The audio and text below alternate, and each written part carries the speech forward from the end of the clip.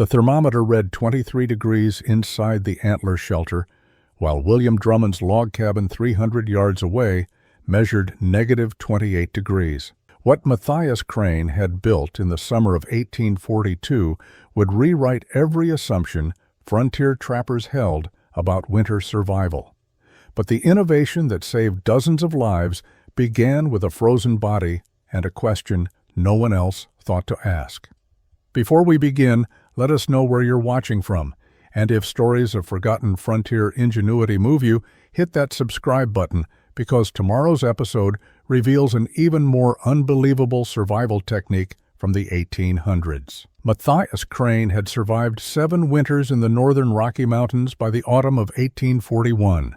He was 31 years old, lean and weathered, with the kind of competence that came from years of successful trapping without major disaster.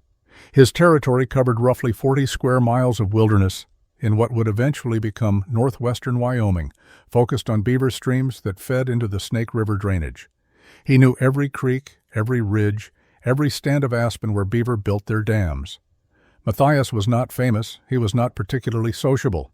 He was simply good at staying alive while extracting value from one of the harshest environments on the continent. He trapped in spring and fall when pelts were prime. He hunted elk and deer in late autumn to supply meat for winter. He maintained his equipment with obsessive care because broken tools in the wilderness meant death. He cached supplies in multiple locations because bears and weather could destroy a single storage site. Everything he did reflected careful planning and respect for the dangers around him. His partnership with Thomas Vickery had lasted 3 seasons. Thomas was younger, 26 years old, and less experienced, but he worked hard and followed Matthias's lead without complaint. They had met at a trading rendezvous in the summer of 1839 and had decided to work adjacent territories with mutual support. The arrangement benefited both men. Trapping alone was dangerous. Having another person within a day's travel provided backup in emergencies and someone to help with larger tasks like building shelters or processing meat. Their cabins were separated by roughly 5 miles of rough terrain, close enough to reach each other if needed, far enough apart that their trap lines did not overlap. Both men had built their shelters using standard frontier methods. Logs cut from standing timber, notched at corners, stacked to form walls approximately 8 feet by 12 feet in dimension. Gaps between logs were chinked with moss and mud. Roofs were pole frames covered with bark and sod. Doors were simple plank construction, hung on leather hinges. These cabins were unremarkable in every way, identical to thousands of similar structures scattered across the western wilderness. The structures kept out wind and rain. They provided shelter from snow. With a fire burning, they offered warmth adequate for survival in all but the most extreme cold. Mountain men had lived in such cabins for decades without complaint. The design was proven functional and required no special skills beyond basic axe work and patience. Matthias and Thomas both considered their cabins perfectly adequate for the work they did. The winter of 1841 to 1842 began normally. Snow arrived in early November. Temperatures dropped steadily through December. Both men had laid in sufficient supplies. Both had ample firewood cut and stacked. Both settled into the familiar rhythm of winter in the mountains, tending trap lines when weather permitted, staying inside during storms, rationing food and fuel to last until spring breakup. Nothing suggested the season would be different from any other. The preparations Matthias and Thomas made for winter followed patterns established by generations of mountain men before them. Beginning in late August, both men shifted their focus from trapping to survival logistics. Firewood became the primary concern. A winter in the northern Rockies required enormous amounts of fuel. Matthias estimated he needed approximately 6 cords of wood to survive from November through April, assuming normal temperatures and no extended extreme cold periods. Cutting and stacking that much wood required weeks of labor. Matthias selected standing dead timber when possible because it was already seasoned and would burn efficiently. He cut logs into 18-inch lengths that would fit his fireplace, split larger pieces to ensure they dried properly, and stacked everything under a crude pole shelter near his cabin where snow would not soak the wood.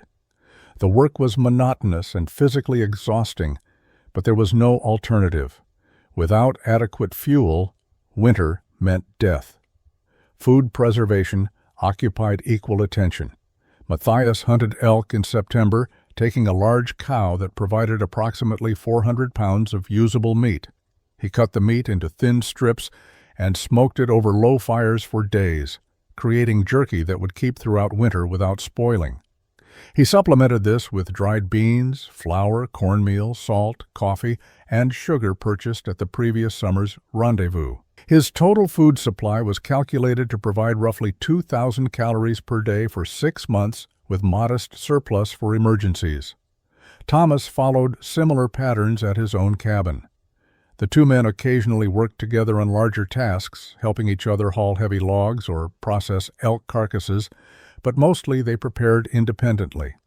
By late October, both cabins were surrounded by stacked firewood, hanging meat, and the various supplies necessary for isolated winter survival. The cabins themselves required maintenance before winter. Matthias inspected his chinking, pressing fresh mud into any gaps that had opened during the previous year. He checked his roof for weak spots where snow load might cause collapse. He reinforced his door with additional cross-bracing. He built up the dirt around his cabin's base to prevent snow from drifting underneath the bottom logs. These tasks were standard procedure, unremarkable maintenance that every trapper performed. Inside, Matthias organized his living space for maximum efficiency. His sleeping platform was positioned near the fireplace for warmth. His supplies were arranged on shelves and in boxes to keep them off the floor away from moisture and vermin. His tools hung on wall pegs where he could find them in darkness. The interior was cramped, crude, and functional. Comfort was irrelevant. The cabin existed solely to keep him alive. By early November, preparations were complete. First snow arrived on November 8th, a light dusting that melted within days. Heavier snow came on November 16th and stayed. Temperatures dropped into the 20s during daytime, falling below zero most nights. Winter had established itself.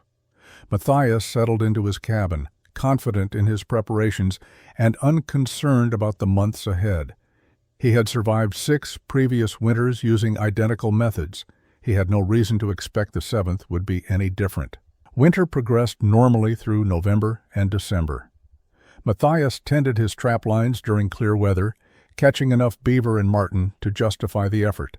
He spent storm days inside his cabin, feeding his fire and waiting for conditions to improve. Temperatures remained cold but manageable, ranging from 10 above zero during day to 20 below at night. Snow accumulated steadily but not excessively. The season felt routine. Thomas visited once in late December, snowshoeing the 5 miles between cabins to share coffee and conversation. Both men reported adequate supplies and no significant problems. They discussed spring plans and compared notes on trapline productivity. Thomas mentioned his cabin seemed drafty despite rechinking, but he attributed this to the particular cold of the current winter. Matthias suggested banking more snow against the exterior walls for additional insulation. The visit lasted 4 hours. Then Thomas returned to his own territory. January brought change. The first week saw temperatures drop lower than either man had experienced in previous years. Daytime highs remained below zero. Nighttime temperatures fell to 30 and 40 below. The cold was profound and penetrating, the kind that found every weakness in clothing and shelter. Matthias burned wood at twice his normal rate, feeding his fire constantly to maintain barely adequate warmth inside his cabin. On January 14th, the blizzard arrived. It began in mid-morning with increasing wind and light snow. Within 2 hours, the storm had intensified into conditions Matthias had rarely seen. Wind screamed across the landscape at speeds that shook his cabin walls. Snow fell so heavily that visibility dropped to arm's length. Temperature plunged to what Matthias estimated was 50 below zero, though he had no thermometer to confirm the number. Inside his cabin, Matthias fought to maintain heat. His fire burned continuously, consuming wood at an alarming rate. Despite the flames, cold penetrated through chinking gaps and around his doorframe. Ice formed on the interior walls, where his breath condensed and froze. The cabin, which had seemed adequate during previous winters, revealed itself as barely functional in extreme conditions. The blizzard continued for 3 days without pause. Matthias left his cabin only to grab firewood from his stack immediately outside. Even these brief exposures were dangerous. The cold was savage enough to freeze exposed skin in minutes. Wind made breathing difficult. Visibility was non-existent. He retreated inside each time, shaking with cold despite heavy furs and wool. On the second night of the storm, Matthias heard something over the wind, a faint sound that might have been shouting. He listened carefully, but could not be certain. The storm noise was overwhelming. He convinced himself he had imagined it. The blizzard broke on the morning of January 17th. Wind died, snow stopped, temperature remained brutally cold, but the immediate danger had passed. Matthias emerged from his cabin into a transformed landscape buried under 4 feet of new snow. Matthias spent the morning of January 17th digging out his cabin and assessing damage. The snowfall had buried his firewood stack and drifted against his door to a depth that had nearly prevented him from opening it. He worked steadily, clearing paths and moving snow away from critical areas. The temperature remained extreme, well below zero. But without wind, the cold was manageable with proper clothing and movement. Around midday, he decided to check on Thomas. 5 miles was a difficult journey in deep snow, but the concern that had nagged him since hearing the possible shout during the storm would not fade. He strapped on snowshoes, packed emergency supplies, loaded his rifle, and began the trek across frozen wilderness toward Thomas's cabin. The journey took 3 hours instead of the usual 90 minutes. Snow was deep and unstable. Drifts hid obstacles. Matthias broke trail slowly, conserving energy, and watching carefully for any sign of Thomas. The landscape was silent, except for the creak of his snowshoes and occasional crack of trees splitting from cold. He found Thomas, approximately 1 mile from Thomas's cabin, lying in the snow beside a fallen log. The body was frozen solid, partially buried by drift snow.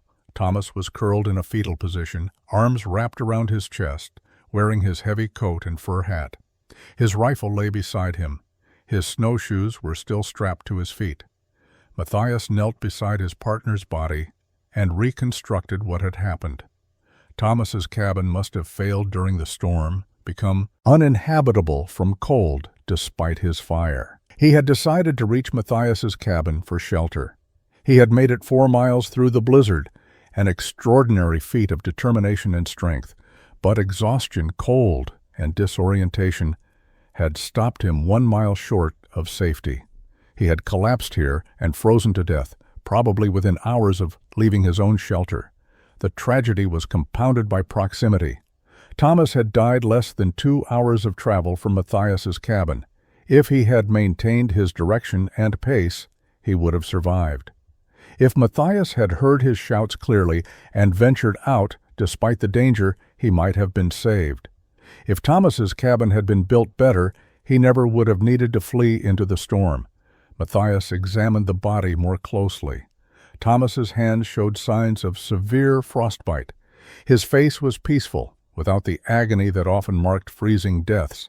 He had probably lost consciousness from hypothermia before the final stages. It was a mercy, but only a small one. Burial was impossible. The ground was frozen solid beneath 4 feet of snow. Matthias could not transport the body back to Thomas's cabin and had no tools to dig. He marked the location carefully, piling stones and breaking branches to create a recognizable cairn. In spring, he would return to provide proper burial. Matthias continued to Thomas's cabin. He needed to confirm his theory about what had driven Thomas into the storm. Thomas's cabin confirmed Matthias's theory. The interior was barely warmer than outside despite a dead fire that had clearly burned for hours before exhausting its fuel. The chinking between logs had failed catastrophically. Gaps showed everywhere, some wide enough to push fingers through. The door hung crooked on its leather hinges, creating a space along one edge that let wind pour inside. The roof had settled unevenly, opening cracks where snow had filtered through and accumulated in drifts on the floor. Matthias understood immediately. During the extreme cold and wind of the blizzard, this cabin had become a death trap. Thomas could not maintain heat no matter how much wood he burned. Cold air flooded through every gap. The fire consumed fuel without warming the space. Faced with certain freezing inside his shelter, Thomas had gambled on reaching Matthias's cabin. He had almost succeeded. Matthias returned to his own cabin carrying this knowledge. His shelter had performed marginally better than Thomas's, but only marginally. Both cabins were built using identical methods. The difference in their performance during the storm was luck and minor variations in construction quality, not fundamental design superiority. Matthias had survived because his chinking held slightly better and his door fit slightly tighter. The margin between life and death had been inches of gap and degrees of temperature. This realization obsessed him through the remainder of winter. He kept his cabin functional through constant maintenance, pressing fresh mud into chinking gaps as they appeared, burning enormous amounts of firewood to compensate for heat loss. But he recognized the inadequacy of the entire approach. Log cabins with mud chinking were fundamentally flawed for extreme cold. They could not seal properly. They could not retain heat efficiently. They required constant fire and massive fuel consumption to maintain barely survivable interior temperatures. Spring arrived in late April. Snow melted. Temperatures rose. Matthias returned to Thomas's body and buried him properly on the hillside where he had died. He spent a week closing Thomas's cabin and securing the supplies left inside. Then he began what would consume the next 5 months of his life. He started observing how animals survived winter. Elk herded together in valleys where thermal mass from bodies created warmth.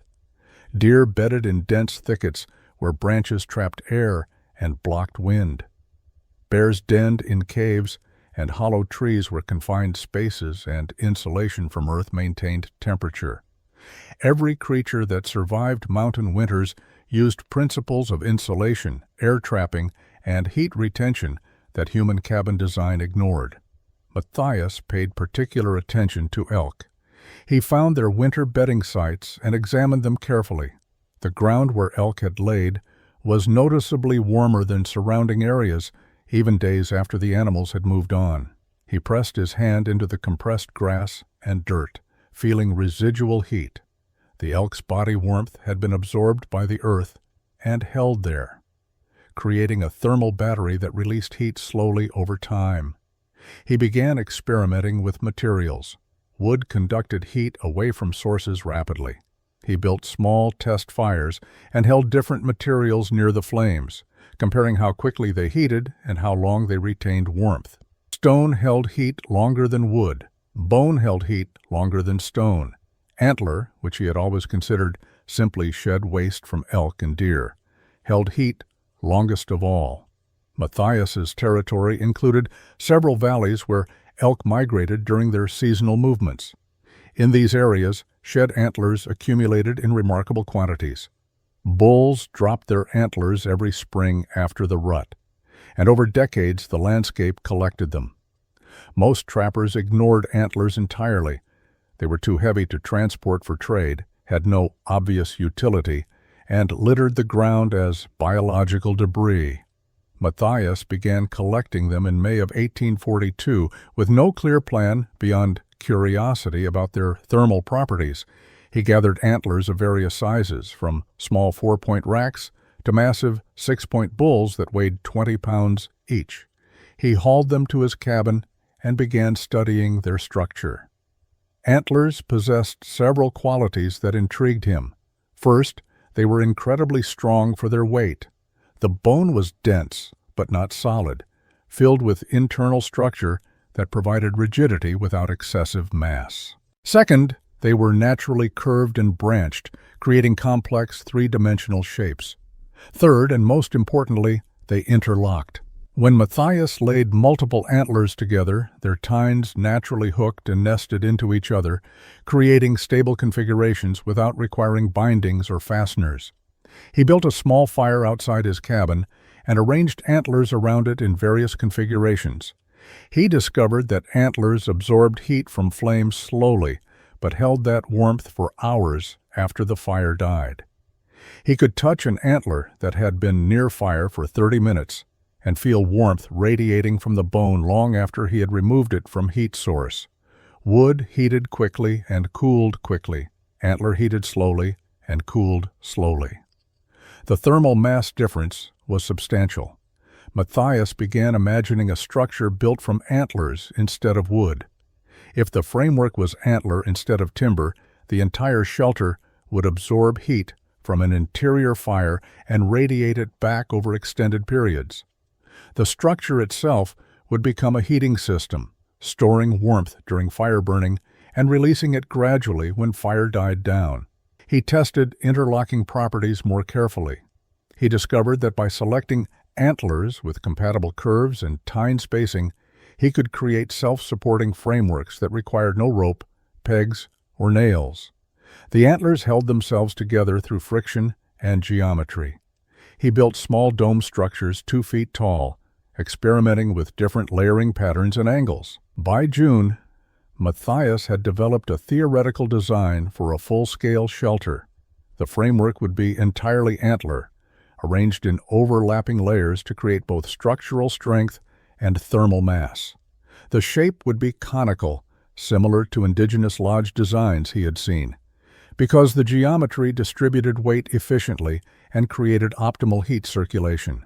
The entrance would be low and tunnel-like to trap cold air. The peak would include a small vent for smoke.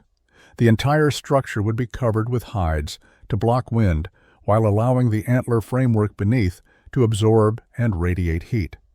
The design solved multiple problems simultaneously. Antlers did not require notching or chinking, eliminating the gaps that had killed Thomas. Antler framework was naturally rigid, requiring no complex joinery. The thermal mass would reduce firewood consumption dramatically. The conical shape would shed snow and distribute weight across a circular base instead of stressing corner joints. Matthias spent July and August collecting antlers in massive quantities. He needed hundreds of them to build a shelter large enough for habitation. Matthias encountered William Drummond in early August while hauling antlers from a collection site to his cabin. Drummond was a trapper who worked territory approximately 15 miles south. He was older than Matthias, 43 years old, and had spent nearly 20 years in the mountains. He considered himself an authority on wilderness survival and frequently offered unsolicited advice to younger trappers. Drummond watched Matthias loading antlers onto a travois with undisguised confusion. The sight was unusual enough to warrant comment. Trappers hauled beaver pelts, meat, firewood, and trade goods. No one hauled antlers. They had no value and served no purpose that Drummond recognized. He asked Matthias what he was doing. Matthias explained his plan to build a shelter using antler framework instead of timber. He described the thermal properties he had discovered, the interlocking structure, and the heat retention advantages over log construction. Drummond listened with increasing amusement. When Matthias finished explaining, Drummond laughed openly. He called the idea ridiculous. Bone was not building material. Everyone knew proper shelters required timber. Antlers were brittle and would break under snow load. The structure would collapse in the first storm. Even if it stood, it would provide no insulation. Matthias would freeze to death in his bone tent while Drummond stayed warm in his log cabin. Matthias did not argue. He had learned years earlier that defending ideas to skeptics wasted energy. He simply continued loading antlers while Drummond mocked the project. Eventually, Drummond rode away, still chuckling about the fool trapper building a shelter from garbage. But Drummond spread the story. Over the following weeks, other trappers heard about Matthias's plan. Some visited his cabin to see the antler collection and confirm the story was true. Most reacted with similar mockery. A few asked genuine questions, but even they doubted the design would work. The consensus among the mountain men who knew about the project was that Matthias had lost his mind, probably from grief over Thomas's death. The criticism included practical objections. Antlers would rot in moisture, they would attract scavengers who would chew through the framework. The structure would be too heavy to relocate if Matthias needed to move territories. The conical shape would waste interior space compared to rectangular cabin design. The hide covering would tear and require constant replacement. None of these concerns had obvious solutions, and skeptics used them as evidence the entire concept was flawed. Matthias ignored the mockery and continued working. By late August, he had collected approximately 400 antlers of various sizes. He had selected a building site near his existing cabin, but positioned for better drainage and visibility. He had sketched his design in dirt and practiced interlocking techniques until he understood exactly how the framework would fit together. The actual construction would begin in September. Matthias gave himself 2 months to complete the structure before winter arrived.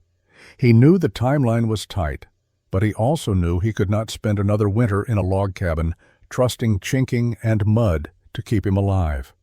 Matthias began construction on September 3, 1842.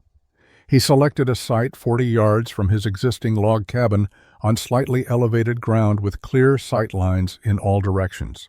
The location provided natural drainage and allowed him to maintain his old shelter as backup if the antler structure failed. He was confident in his design, but pragmatic enough to recognize the experiment might not work. The foundation required 3 days of labor. Unlike his log cabin, which sat directly on earth, the antler shelter needed a stable base that would prevent settling and distribute weight evenly. Matthias dug a circular trench 18 inches deep and 14 feet in diameter. He filled the trench with stones gathered from a nearby creek, selecting flat rocks that could be fitted tightly together. The stone ring created a level foundation and prevented moisture from wicking up into the antler framework from ground contact. Over the stone foundation, Matthias laid a base ring of the largest antlers he had collected. These were massive 6-point and 7-point elk racks, each weighing 15 to 25 pounds. He selected antlers with broad palms and wide spacing between tines. He arranged them in an overlapping pattern around the circle's circumference, positioning each rack so its tines interlocked with the neighboring antlers. The base ring took 2 full days to position correctly, with constant adjustment to ensure every antler locked firmly against its neighbors. The interlocking was critical. Matthias discovered through experimentation that antlers from the same side of elk skulls tended to have complementary curves.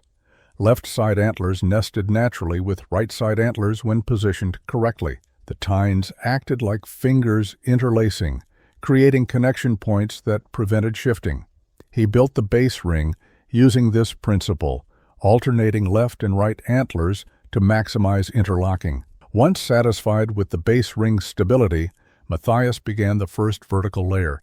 He selected slightly smaller antlers for this course, 5-point and 6-point racks averaging 12 to 18 pounds. He positioned them at a 15-degree angle inward from vertical, leaning toward the center of the circle. This angle was crucial to the conical shape and structural stability. Each antler in the second layer rested against 2 antlers in the base ring, distributing its weight across multiple connection points. The layering continued upward with progressively smaller antlers.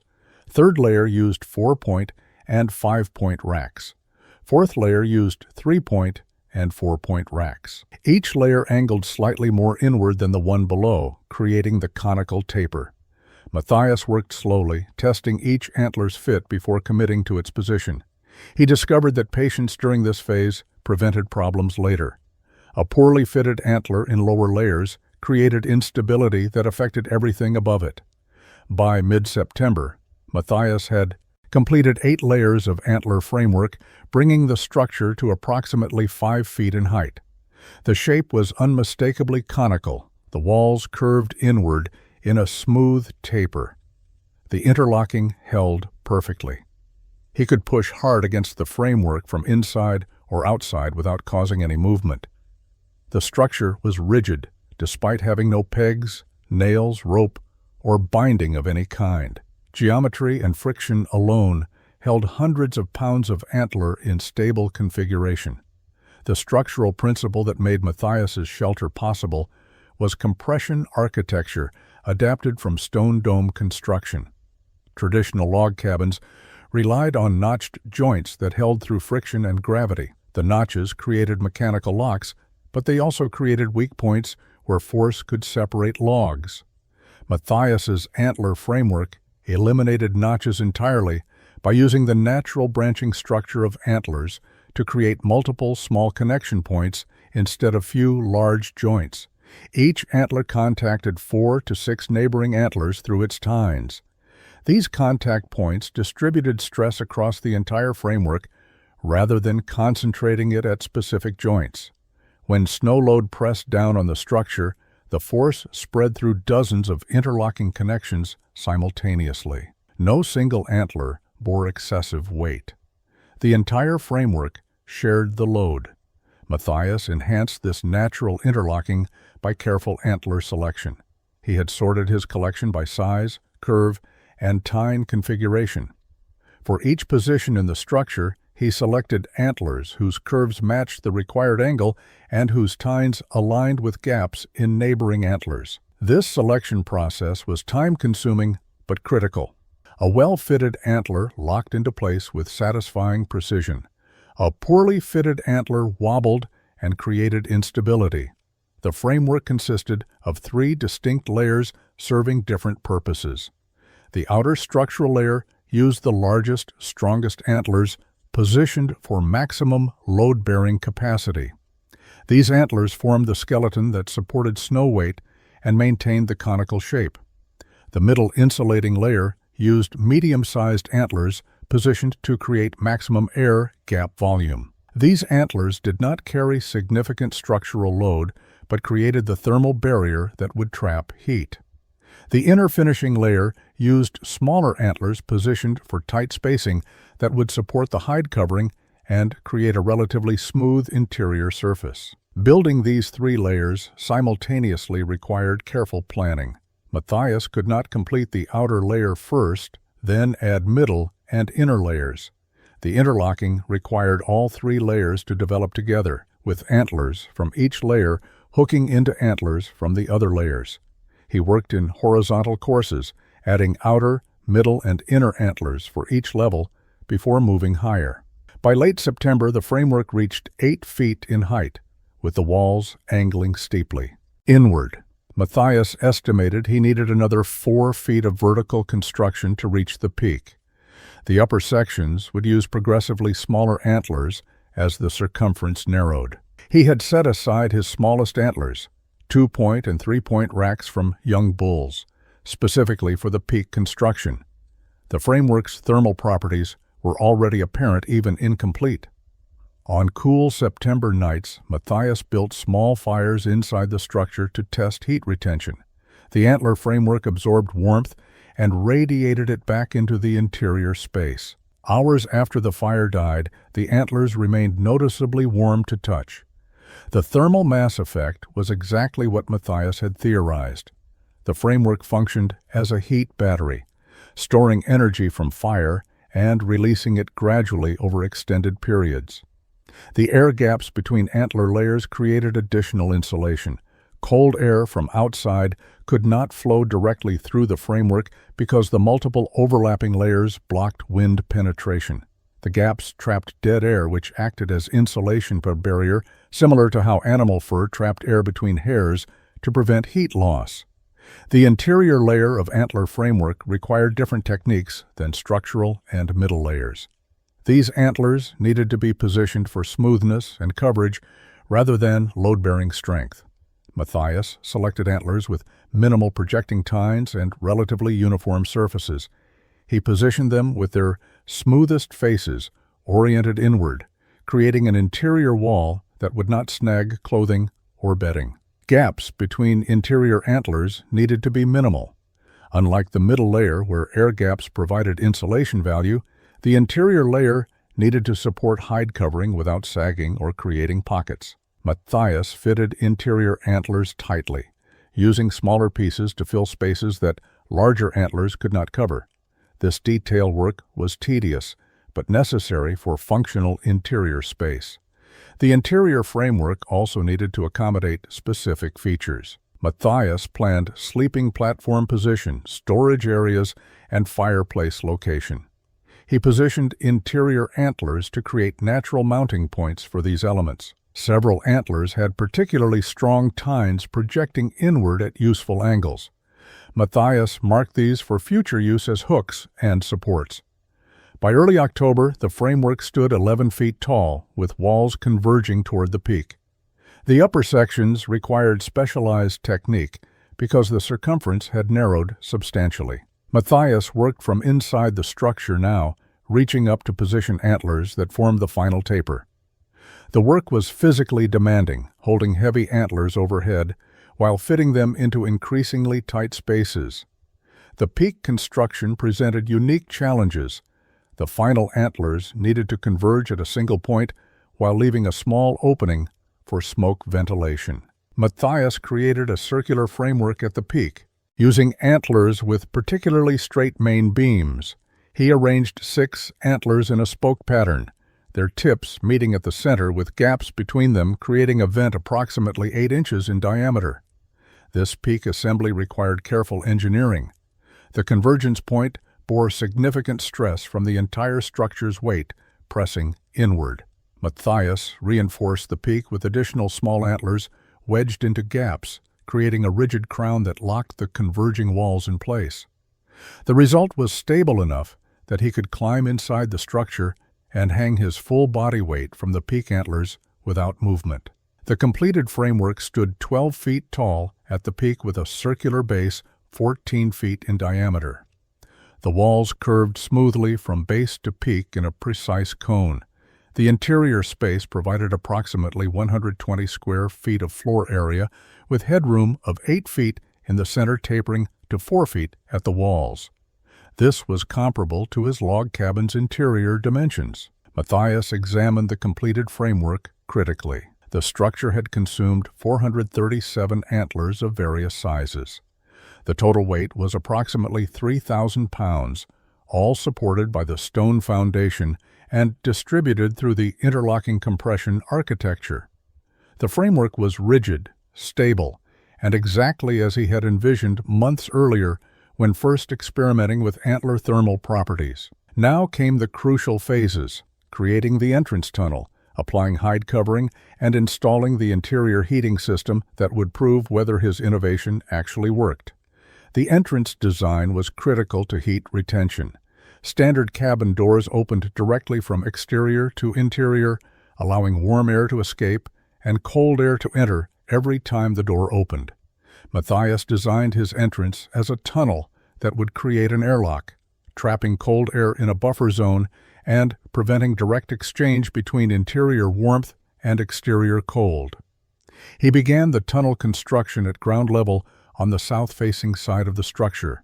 The tunnel would extend 4 feet outward from the main framework, angling downward slightly so the entrance opening was lower than the interior floor level. This downward angle exploited cold air's tendency to sink, creating a natural trap that prevented cold from flowing into the main living space. The tunnel framework used medium-sized antlers arranged in an arched configuration. Matthias positioned antlers to create a passage approximately 3 feet wide and 3 feet tall, large enough to crawl through comfortably while carrying supplies, but small enough to minimize air exchange. The arched shape provided structural strength and prevented collapse under snow load. He built the tunnel framework using the same interlocking principle as the main structure. Antlers hooked together through their tines, creating rigid walls without requiring binding materials. The tunnel framework connected to the main shelter's base ring, effectively becoming an extension of the primary structure rather than a separate element attached afterward. The tunnel's interior surface received special attention. Matthias selected the smoothest antlers available and positioned them to eliminate sharp projections that might catch on clothing or supplies during passage. He fitted small pieces into gaps, creating walls that were relatively continuous rather than irregular lattice. At the outer end of the tunnel, Matthias created a door frame using 4 particularly straight antler beams positioned vertically and horizontally. This frame would support a hide door that could be opened for entry and closed for weather protection. The frame was solidly integrated into the tunnel structure, not simply attached to the surface. The door itself was constructed from elk hide layered 3 thick and sewn together with sinew. Matthias created a rectangular piece measuring 4 feet by 4 feet, larger than the door frame opening. He attached the hide to the frame's top edge using the bone toggles that slipped through holes in the hide and could not be pulled back through. This created a hinged connection that allowed the door to swing open downward and be lifted closed. When closed, the door overlapped the frame by 6 inches on all sides, creating a seal that blocked wind. Matthias added a simple wooden bar inside the tunnel that could be positioned to hold the door shut against wind pressure. From inside the shelter, he could secure the door. From outside, the door could be lifted and propped open during entry. The tunnel's thermal function became apparent during October's cooling nights. Cold air entering through the door sank to the tunnel's lowest point and remained there, trapped by the downward angle. Warm air from the interior stayed in the main chamber, separated from outside temperature by the buffer zone. The temperature difference between tunnel and interior reached 15 to 20 degrees, even without fire. Matthias tested the entrance by crawling through repeatedly, simulating the movements he would make during winter use. The tunnel functioned smoothly. He could enter, carrying firewood or supplies without difficulty. The door opened and closed easily. The airlock effect was noticeable immediately upon entering, with temperature rising perceptibly as he moved from tunnel into main chamber. The antler framework required covering to block wind and precipitation while allowing the structure's thermal properties to function. Matthias chose elk and deer hides because they were available, durable, and provided moderate insulation without preventing heat transfer between framework and interior air. He had collected hides throughout summer and fall specifically for this purpose, processing them to appropriate thickness and flexibility. The covering process began at the base and worked upward in overlapping courses. Matthias positioned the first row of hides around the structure's circumference, draping them over the exterior framework and securing them to antler tines with leather cord. Each hide overlapped its neighbor by approximately 12 inches, creating seams that would shed water downward. The overlap pattern was similar to wooden shingles, with upper pieces covering the edges of lower pieces. Securing the hides required hundreds of individual tie points. Matthias punched holes through hide edges using a bone awl and threaded leather cord through the holes and around antler tines. Each connection was tied firmly, but not so tight that it would tear the hide when wind created movement. The hides needed to remain in place while allowing minor flexibility that prevented tearing during storms. The second row of hides was positioned above the first with generous overlap. Matthias worked methodically around the structure's circumference, fitting each hide carefully to follow the conical taper. Upper rows required smaller hides as the circumference decreased. By late October, he had covered approximately 2/3 of the structure, leaving only the upper cone and peak exposed. The peak covering required specialized technique. The steep angle and small circumference made simple draping impossible. Matthias cut hides into triangular sections that could be fitted to the cone's geometry. He sewed these sections together on the ground, creating a cap that would fit over the peak. The cap included a circular opening aligned with the framework's smoke vent. Lifting the peak cap into position required careful maneuvering from inside the structure. Matthias climbed to the top of his sleeping platform and reached up, spreading the hide cap over the framework and working it into position.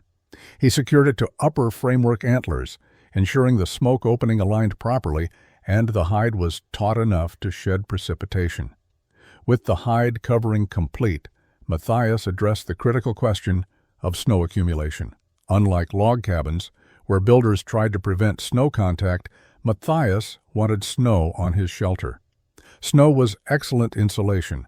A layer of snow over the hide covering would create an additional thermal barrier that would dramatically improve heat retention. The conical shape and smooth hide surface encouraged snow to accumulate rather than slide off. The angle was steep enough to prevent excessive buildup that might cause collapse, but shallow enough that snow would stick. Matthias calculated that a 6-inch snow layer would add substantial insulation value while remaining well within the framework's structural capacity. He tested this theory during the first snowfall in early November. 3 inches of snow accumulated on the shelter overnight. Matthias observed that interior temperature remained stable even as exterior temperature dropped. The snow layer prevented wind from penetrating the hide covering and added insulation value exactly as predicted. The fireplace. Location was central to the shelter's thermal design. Matthias positioned it directly in the structure's center, equidistant from all walls. This placement ensured heat radiated evenly in all directions rather than concentrating warmth on one side while leaving others cold. The central fire also created optimal convection circulation within the conical space. The fireplace foundation consisted of flat stones arranged in a circle approximately 3 feet in diameter. Matthias had gathered these stones from a creek bed, selecting pieces that would withstand repeated heating without cracking. He fitted them together tightly, creating a level platform elevated 4 inches above the dirt floor. This elevation provided air circulation underneath and prevented ground moisture from affecting the fire. Around the stone platform, Matthias arranged a ring of larger rocks that would absorb and radiate heat. These rocks were granite and sandstone, materials that held heat effectively. The ring served dual purposes, containing the fire and functioning as thermal mass that would continue radiating warmth hours after flames died. He positioned the rocks carefully, leaving gaps for air circulation while creating an effective heat barrier. Above the fireplace, the conical ceiling created natural draft.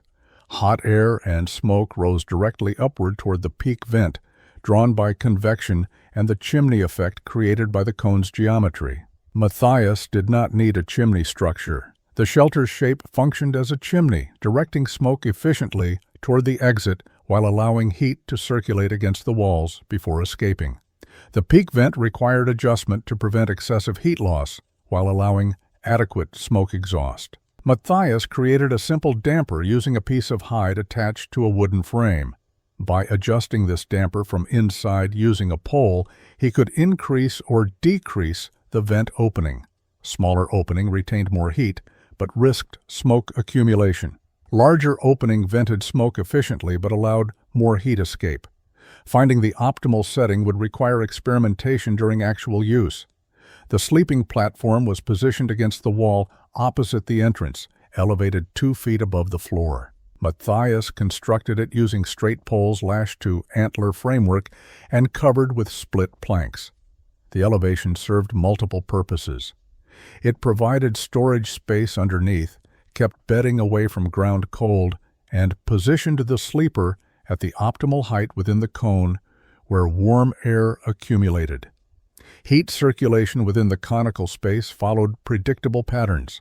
Fire-heated air, which rose toward the peak. Upon reaching the ceiling, hot air spread outward along the sloped walls, transferring heat to the antler framework.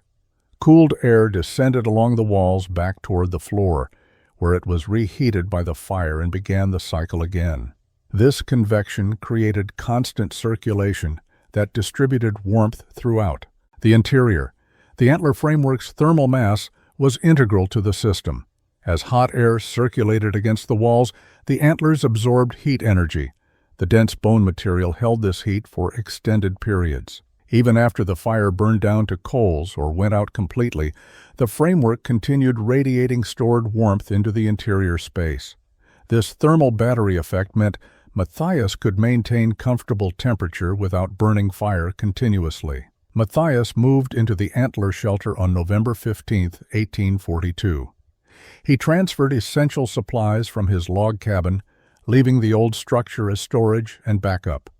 The transition felt significant. He was abandoning proven shelter design that had kept mountain men alive for generations in favor of experimental construction that existed nowhere else in the Rocky Mountains. The first night provided immediate validation. Exterior temperature dropped to approximately 10 degrees above zero. Matthias built a moderate fire using perhaps one-third the wood he would have burned in his log cabin. The fire heated the interior rapidly.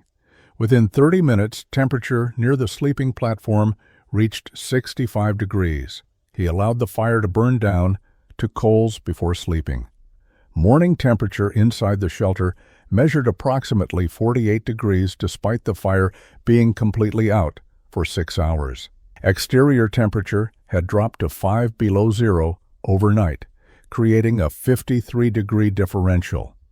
In his log cabin, under similar conditions, morning interior temperature typically matched exterior temperature within 10 degrees. The antler shelter was retaining heat in ways log construction could not match. Matthias documented these temperature differences carefully. He had acquired a simple alcohol thermometer from a trader the previous summer, specifically for testing his design. He took measurements 3 times daily, morning before rebuilding fire, midday with fire burning, and evening after fire had burned several hours. The pattern was consistent. The shelter maintained 20 to 30 degrees warmer than exterior temperature, even without active fire. Firewood consumption decreased dramatically. Matthias had estimated he needed 6 cords of wood to survive winter in his log cabin. In the antler shelter, he burned perhaps 2 cords for the same period. The reduction came from 2 factors.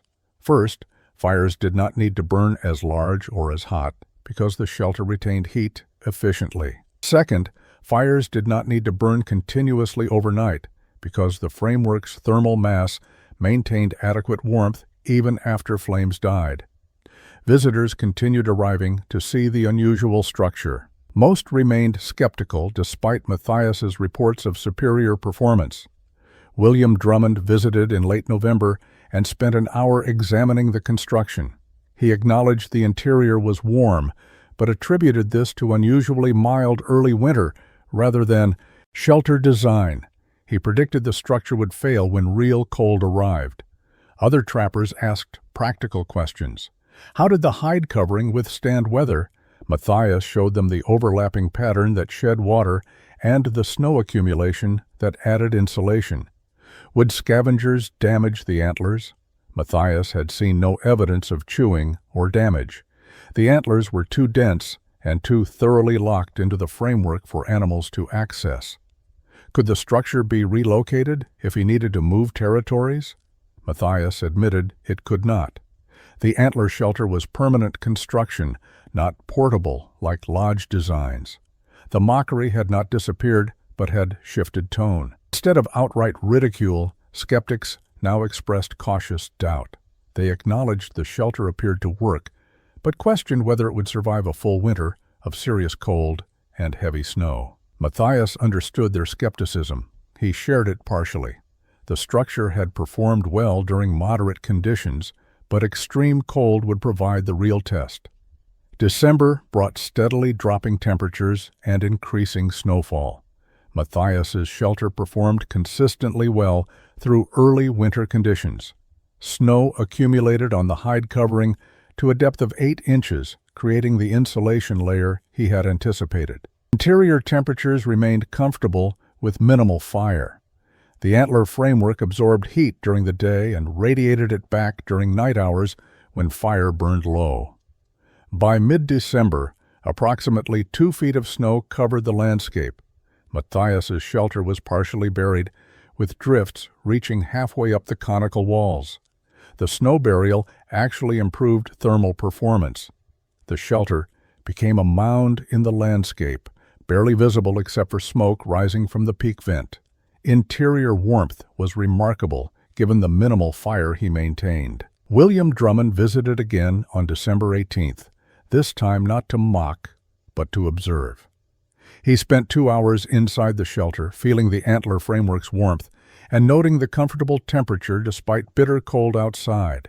He asked detailed questions about construction techniques and thermal performance.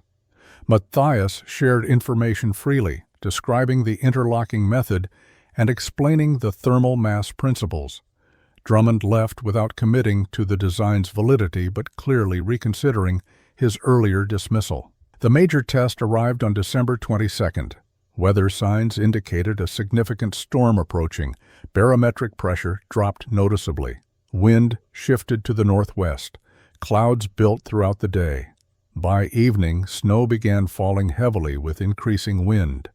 Matthias prepared by stockpiling firewood inside the shelter and securing supplies. He recognized this storm would validate or destroy his entire concept. The blizzard intensified through the night. Wind howled across the landscape at speeds Matthias estimated exceeded 50 miles per hour. Snow fell so heavily that visibility disappeared completely. Temperature plunged to what Matthias guessed was 30 below zero, based on how quickly water froze and how the cold penetrated even heavy furs during his brief trip outside for firewood. Inside the shelter, conditions remained surprisingly stable. Wind could not penetrate the multiple layers of snow, hide, and antler framework. The conical shape shed wind efficiently, preventing the battering that rectangular structures suffered. Matthias maintained a small fire, feeding it occasionally but not constantly. The combination of framework, thermal mass, and snow insulation kept interior temperature comfortable even as the storm raged. The storm continued for 2 full days. Matthias remained inside except for absolutely necessary trips to his firewood stack just outside the entrance tunnel. During these excursions, the cold was brutal and immediate. Returning to the shelter's warmth provided dramatic contrast. The temperature differential was so extreme, it created condensation on his clothing that froze almost instantly. On the morning of December 25th, the storm broke. Wind died, snow stopped. Matthias emerged to find the landscape transformed under 4 feet of fresh accumulation. Drifts reached 8 and 10 feet in places. His shelter was completely buried except for the peak, which projected above the snow like a small hill. Smoke from his morning fire rose from what appeared to be a snow mound rather than a structure. Matthias spent Christmas morning digging out his entrance tunnel and assessing storm damage. The shelter had performed flawlessly. No structural damage was apparent. The antler framework had supported the massive snow load without settling or shifting. The hide covering remained intact. Interior conditions had stayed comfortable throughout the storm, with remarkably little firewood consumption. Around midday, Matthias heard shouting from the direction of nearby trappers' cabins. He climbed to high ground and saw smoke signals, the emergency communication method mountain men used. Someone needed help. He gathered supplies and snowshoed toward the signal's source, approximately 3 miles distant. He found Jacob Mercer at his cabin in desperate condition. Mercer was 41 years old, an experienced trapper who had worked these mountains for 12 years. His cabin was standard log construction, similar to what Matthias and Thomas had built. The storm had rendered it nearly uninhabitable. The cabin's chinking had failed catastrophically. Gaps between logs were visible from 20 feet away. The door hung loose on broken leather hinges. One corner showed damage where logs had shifted, opening a gap large enough to reach through. Inside, snow had drifted through the openings and accumulated in piles on the floor. The fireplace was cold. Mercer had burned through his accessible firewood, trying to maintain heat, but had failed. Mercer was hypothermic, but conscious. He had survived by wrapping himself in every fur and blanket he owned and huddling near the dead fire. He had recognized that staying in the cabin meant death and had managed to create the smoke signals before exhaustion prevented further action. Matthias got Mercer moving despite his protests of fatigue. Movement was essential to prevent the hypothermia from worsening. They gathered Mercer's most critical supplies and began the 3-mile trek to Matthias's shelter. The journey took 4 hours through deep snow, with Mercer weakened and struggling. Upon reaching the antler shelter, the contrast was immediately apparent. Matthias pushed through the entrance tunnel, with Mercer following. The interior warmth was shocking after hours in brutal cold. Mercer collapsed near the fire, shaking violently as his body responded to the temperature change. Matthias rebuilt the fire and prepared hot food. Over the next hours, Mercer recovered slowly, warmth returning to his extremities and coherent speech returning.